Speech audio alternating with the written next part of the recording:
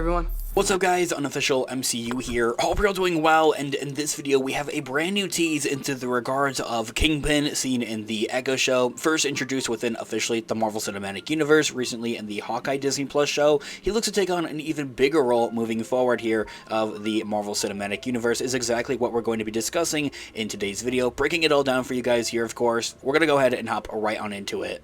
Before we do, though, however, grab that subscribe button if you haven't already. We're discussing and covering all types of Marvel-related news, leaks, rumors, theories, and breakdowns here on the channel, so if you guys are into any of that, go ahead and join us here today on the channel. In this video, we are going to be taking a read from IGN.com. I'll have their article linked in the description down below for you guys to check out there as well. Okay, so Echo producer wants the Kingpin to be a major Marvel Cinematic Universe villain going forward, saying that he's scary and he's violent, and he is both of those, not seen only in the Hawkeye show and also from little bit of tidbits and pieces like the trailer that we've seen for the Echo show here as well, but most definitely in the Daredevil Netflix show there as well. They're bringing that and they're putting it into the MCU, like he's going to still be scary, violent, rated R essentially. So Marvel producer Richie Palmer wants to see Vincent D'Onofrio's Kingpin become more of a major Marvel Cinematic Universe villain after working with him on the Disney Plus series Echo, which is coming out quite soon on January 9th, dropping all 5 of its rated R episodes on both Disney Plus and Hulu.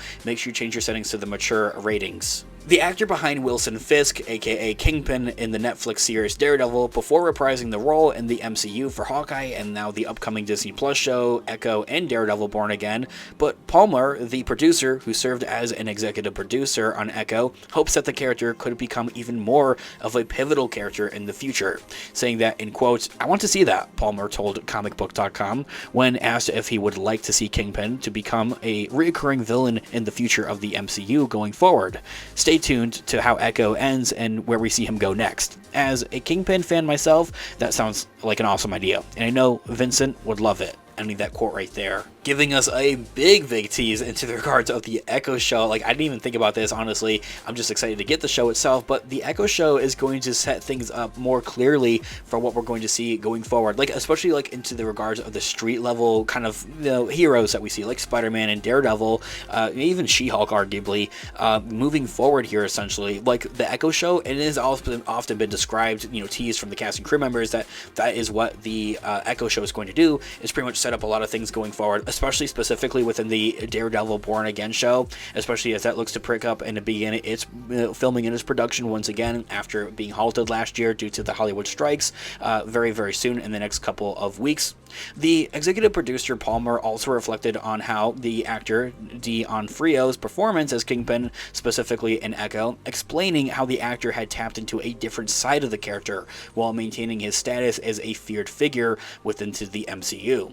He says that, end quote, "He's scary, he's violent, and like Maya, or Echo, he can do so much with just the look on his face. And he is so intimidating, and that's awesome," he says. But I also like what I think is great about him and being in this show is we get to see a different side of him in terms of him emotionally and where he is after being humbled by Maya at the end of the Hawkeye show. Like, Maya shoots him.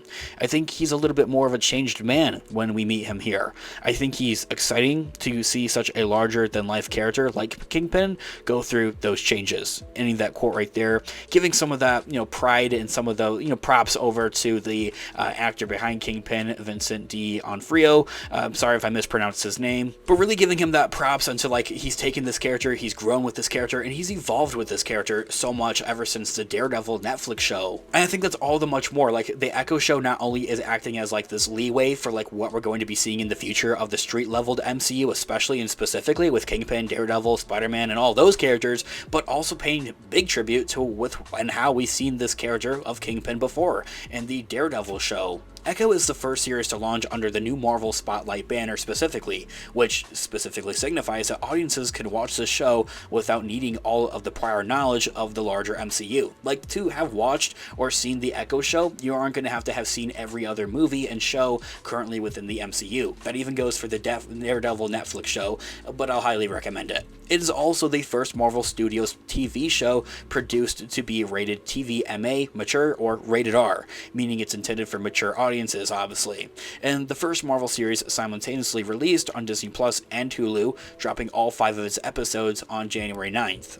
The show itself is going to star Alec Cox as Maya Lopez, or Echo, who made her MCU debut in the Hawkeye Disney Plus show in 2021. Echo is the adoptive daughter of Kingpin, and it has a close association with Daredevil as well. This year all being said, it definitely seems that Kingpin has a bright future, not only in the Echo show, but going into the future of the MCU. Like, they want to keep his character around for a little bit longer, especially given that cliffhanger at the end of the Hawkeye show. Like, a lot of people thought they're like, that's it, that's all they're going to do with him, because it seemingly, saw Echo, or Maya, shooting him essentially, like, in the head. Like, that's it, he's dead. But as the trailer for the Echo show reveals, is that he does have an eye patch, and he seemingly survived it. Anyway, overall, in conclusion, whatever you want to say, it definitely looks that Marvel Studios wants to do a lot more with Kingpin specifically. Like, some other teases recently have also kind of described Kingpin to be like this street level Thanos, essentially. Like, he's like going to be the big bad of the street level Marvel Cinematic Universe, which I think is super cool. There is a lot of potential to come with that. We know that he is, of course, obviously going to be in the Echo show. From there, the Echo show is set to set a lot of things up for the future of the street level MCU, like almost like kind of like really launching it, as if the Hawkeye show didn't already do that. But it is also said to lead directly and set up things events wise for the Daredevil Born Again show. From there, this is more part of the rumor or kind of like leak mill, that kind of side of things. Do take it with a grain of salt, but it has been heavily rumored around that Kingpin is going to be like the main villain of the next Spider-Man movie with Tom Holland, Spider-Man 4. So with that in mind, there is that there as well.